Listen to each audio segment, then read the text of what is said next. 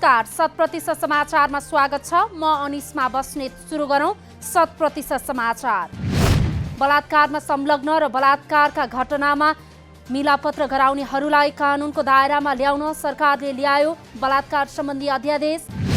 आइतबारको मन्त्री परिषद बैठकद्वारा बलात्कार सम्बन्धी कानूनलाई कडा गर्ने सम्बन्धी अध्यादेश पारित। उक्त अध्यादेश जारी गर्न राष्ट्रपति कार्यालय शीतल निवास पठाइयो। मुलुकी अपराध संहिता, मुलुकी अपराध कार्यविधि र ज्येष्ठ नागरिक ऐनमा रहेका बलात्कार सम्बन्धीको व्यवस्था परिमार्जन गर्दै सरकारले ल्यायो अध्यादेश। यसअघि कसुरदार ज्येष्ठ नागरिक भएमा कैद मिनाहा गर्ने कानुनी व्यवस्थामा परिवर्तन गरेर अबदेखि बलात्कार मुद्दामा कैद मिनाहा नहुने व्यवस्था। अध्यादेशमा बलात्कारका घटना मेलमिलाप गराउने व्यक्तिलाई 6 महिनादेखि 3 वर्षसम्म कैद र 30,000 रुपैयाँसम्म जरिवाना हुने व्यवस्था।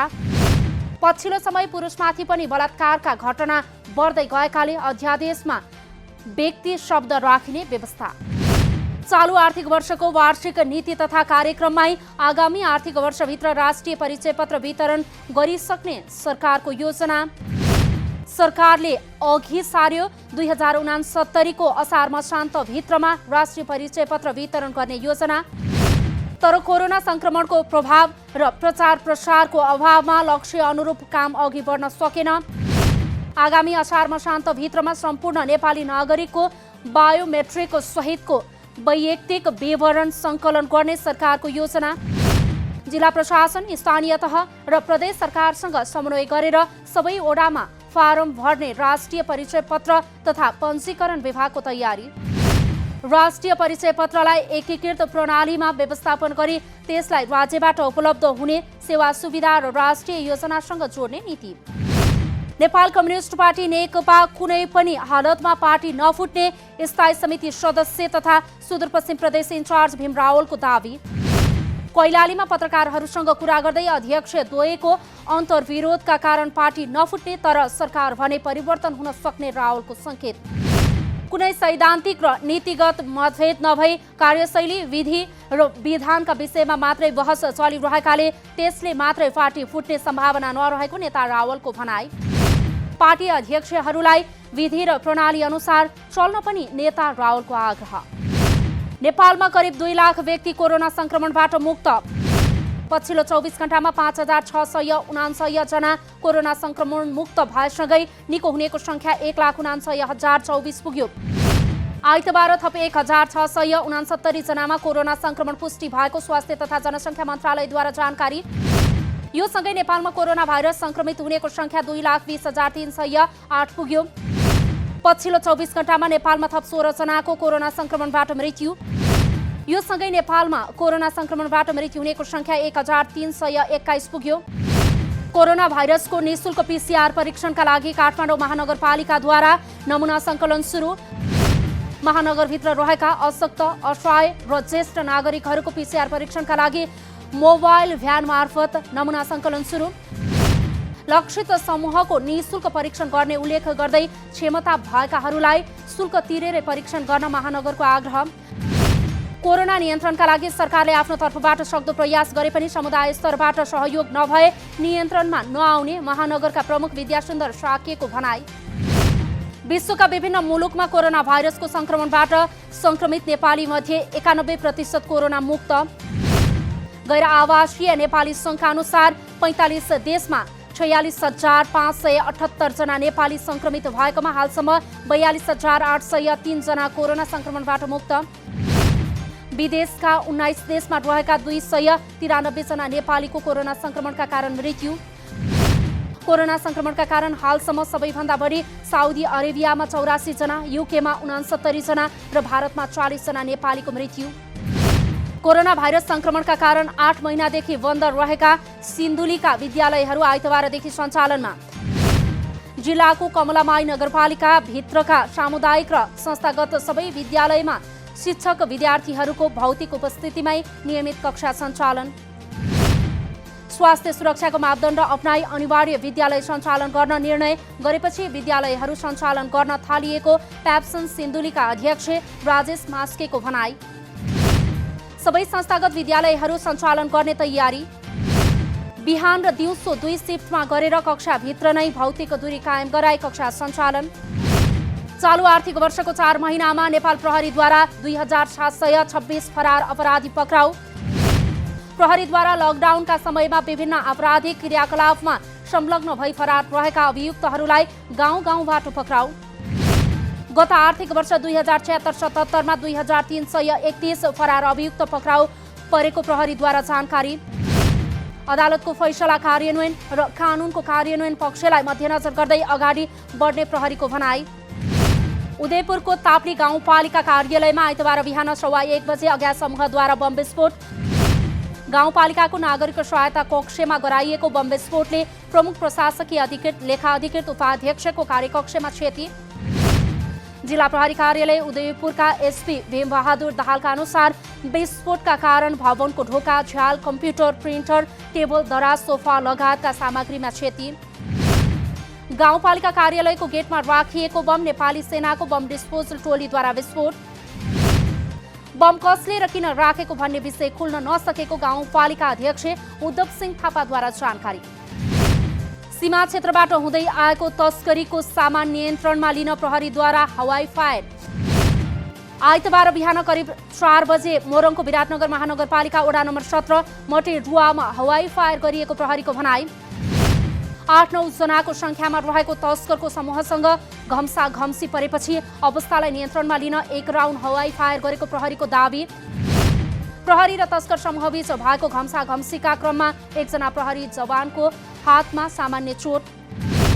हवाई फायरपछि प्रहरीद्वारा तस्करीमा संलग्न 1 महिलालाई पक्राउ, अन्य व्यक्तिहरूको पनि खोजी जारी। कोरोना भाइरस प्रभावित व्यवसाय अघि बढाउन दिइने ऋणका लागि मङ्सिर 10बाट आवेदन माग हुने। मङ्सिर 10 गतेपछि ऋणको प्रवाहका लागि सूचना प्रकाशित गर्ने कोष सञ्चालक समितिको निर्णय। अर्थ मन्त्रालयले कर्जा प्रवाहका लागि स्रोत व्यवस्थापन गर्ने, नेपाल राष्ट्र बैंकले खाता सञ्चालन तथा कर्जा प्रवाहका लागि वाणिज्य बैंकहरूलाई निर्देशन दिने समितिको निर्णय। कोभिडबाट अति प्रभावित व्यवसायका लागि 10 करोडसम्म, मध्यम प्रभावित क्षेत्रका लागि 7 करोडसम्म र न्यून प्रभावितका लागि 5 करोडसम्म ऋण दिने उल्लेख। यसका लागि 50 अर्ब रुपैयाँको शोध भर्ना कोष सरकारले स्थापना गर्ने। ऋणको ब्याज दर पहिलो वर्षको लागि 5% र दोस्रो वर्षका लागि 6% हुने। ऋण दिने ब्याङ्कलाई पहिलो वर्ष 2% र दोस्रो वर्ष 3% ब्याज दरमा शोध भर्ना खाताबाट रकम उपलब्ध हुने। नवलपुरमा सञ्चालित सबै क्रसर उद्योग मापदण्ड विपरीत रहेको पाइयो। नवलपुरमा दर्ता रहेका 12वटा क्रसर उद्योग र अधिकांश प्रशोधन केन्द्रहरू मापदण्ड विपरीत सञ्चालनमा। केही क्रसर उद्योग र प्रशोधन केन्द्रहरूमा अनुगमन गर्दा अधिकांश उद्योगहरू मापदण्ड विपरीत सञ्चालनमा रहेको नवलपुरका प्रमुख जिल्ला अधिकारी मनमाया पङ्गेनीको भनाई। वैधानिक रूपमा दर्ता भएर सञ्चालित उद्योगहरू तत्कालीन अवस्थामा मापदण्ड अनुसार सञ्चालनमा आएको व्यवसायीहरूको दावी। प्रमुख जिल्ला अधिकारीको नेतृत्वमा विभिन्न क्षेत्रको अनुगमन जारी। काठ कटान, ओसार पसार र बिक्री वितरण तत्काल खुल्ला गर्न राष्ट्रिय वन उपभोक्ता महासंघ नेपालको सरकारसँग माग। साल भएका काठ मात्र खुलाउने सरकारी निर्णयले 1 करोड 40 लाख बढी उपभोक्ताहरू आफ्नो घरगोठ बनाउनबाट वञ्चित भएको महासंघको दावी। देशभरिका 22,266 सामुदायिक वन व्यवस्थापन गरिरहेका 29 लाख घरधुरी र 1 करोड 40 लाख उपभोक्ताहरू आफ्नो दैनिक कामबाट समेत वञ्चित भएको महासंघको भनाई। चाडपर्वलाई लक्षित गर्दै असोज 15 गते कैलालीको धनगढी र औतरियामा दशैं तिहार र छठ पर्वलाई लक्षित गर्दै सञ्चालनमा आएका सुपथ मूल्य पसल बन्द। सुपथ मूल्य पसललाई चाडपर्वमा मात्र केन्द्रित नगरी सबै समयमा सञ्चालन गर्नुपर्ने स्थानीयको माग। सुपथ मूल्य पसलबाट 1 करोड रुपैयाँ भन्दा बढीको कारोबार भएको साल ट्रेनिङ कर्पोरेसन धनगढी शाखाको भनाई। रूपन्देहीमा 1500 हेक्टर भन्दा बढी क्षेत्रफलमा रहेको करिब 5000 पोखरीमा माछा पालन हुँदै। जिल्लामा मात्रै वार्षिक 6000 मेट्रिक टन माछा उत्पादन। रूपन्देहीमा पर्याप्त माछा उत्पादन भए तापनि भारतीय माछाले गर्यो बजार कब्जा। रूपन्देहीको भैरहवा, बुटौल लगायतका खुला बजार क्षेत्रमा भारतीय माछाका कारण नेपाली स्वस्थकर माछाको व्यापार नै प्रभावित। सरकारी निकायले पटक पटक अनुगमन गर्ने गरे तापनि केन्द्रदेखि नै नियमनका लागि ठोस नीति नबन्दा समस्या आएको जानकारहरूको भनाई। रूपन्देहीको बेलहिया नाकाबाट नै दैनिक 2000 देखि 4000 किलोसम्म वैध रूपमै माछा भित्रिँदै। माछाको गुणस्तर चेक जाँच गर्ने उपकरण नहुँदा अस्वस्थकर माछा नै भित्रिने गरेको जिल्ला मत्स्य व्यवसाय सङ्घ रूपन्देहीको भनाइ। रूपन्देहीमा वार्षिक करोडौं रुपैयाँ माछा व्यवसायमा लगानी भए तापनि भारतबाट भित्रिने माछामा आएन कमी। ठेक्का सम्झौता अनुसारको काम नगरेपछि आधा दर्जन निर्माण कम्पनीहरू कालो सूचीमा। ठेक्का दिएका र अनुगमन गरिरहेका निकायको सिफारिसमा निर्माण कम्पनीहरूलाई कालो सूचीमा राखिएको सार्वजनिक खरिद अनुगमन कार्यालयद्वारा जानकारी। थाइल्यान्डको वोरा इन्टरट्रेड कम्पनी, काठमाडौँको BS trade international, बझाङको Bajrang Bali निर्माण सेवा, डडेलधुराको बीएनएम निर्माण सेवा, रोल्पाको देव विशेष तारा निर्माण सेवा र धादिङको ढकाल कन्स्ट्रक्सन कालो सूचीमा। कम्पनीका जिम्मेवारहरू भूपेन्द्र सिंह, धर्मराज कोइराला, जगन्नाथ नाथ, देवराज जीसी र रमेश ढकाल विरुद्ध सूचना जारी।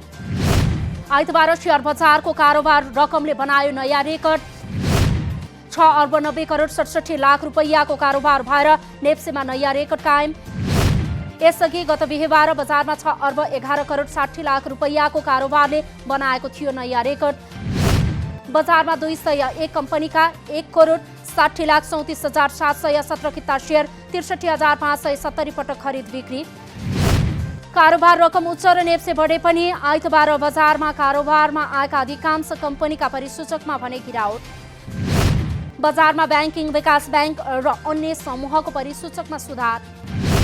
निर्वाचन परिणाम अस्वीकार गर्नुभएका वर्तमान अमेरिकी राष्ट्रपति डोनाल्ड ट्रम्पलाई फेरि अर्को धक्का। जो बाइडेनको जित विरुद्ध पेन्सिल्भेनिया राज्यको अदालत गुहार्न पुग्नुभएका ट्रम्पको मुद्दा अदालतले खारेज गरिदिएपछि ट्रम्पलाई पुनः धक्का। ट्रम्पको निर्वाचन अभियानले हुलाक मार्फत हालिएको लाखौं मत रद्द गर्न माग गर्दै दायर गरेको मुद्दा अदालतद्वारा खारेज। बाइडेनले 80,000 भोटले निर्वाचन जितेको पेन्सिल्भेनियामा ट्रम्पले हालेको मुद्दा न्यायाधीश म्याथ्यू ब्राउनद्वारा खारेज। नवनिर्वाचित राष्ट्रपति जो बाइडेन जनवरी 20 मा सत्ता सम्हाल्ने तयारीमा। विश्वमा पछिल्लो 24 घण्टामा 11,752 कोरोना संक्रमितको मृत्यु। पछिल्लो केही दिन यता कोरोनाका कारण मृत्यु हुनेको संख्या निरन्तर बढ्दै। विश्व स्वास्थ्य संगठनका अनुसार कोरोना संक्रमणका कारण विश्वमा ज्यान गुमाउनेको संख्या 13,68,000 पुग्यो। यसैबीच पछिल्लो 24 घण्टामा विश्वमा 6,41,669 जना कोरोना संक्रमित थपिए। हालसम्म कुल कोरोना संक्रमितको संख्या 5,72,74,018 पुग्यो। नेपाल क्रिकेट संघले सोमबार बन्द प्रशिक्षणमा बोलाइएका 22 जना खेलाडी र प्रशिक्षक टोलीका प्रशिक्षकहरूको कोरोना परीक्षण गर्ने। क्यानले मङ्सिर 10 गतेबाट राष्ट्रिय क्रिकेट टोलीको बन्द प्रशिक्षण सुरु गर्दै। प्रशिक्षण अघि सोमबार सबै खेलाडी तथा प्रशिक्षण टोलीको कोरोना परीक्षण गर्ने क्यानको तयारी। सोमबार परीक्षणमा संलग्नहरूको नतिजाको आधारमा बन्द प्रशिक्षणमा सहभागी गराउने क्यानको योजना। क्यानले शुक्रबार बोलाएको थियो ज्ञानेन्द्र मल्लको कप्तानीमा 22 खेलाडीहरूलाई बन्द प्रशिक्षणमा। 100% समाचार अहिलेलाई यति नै। नमस्कार।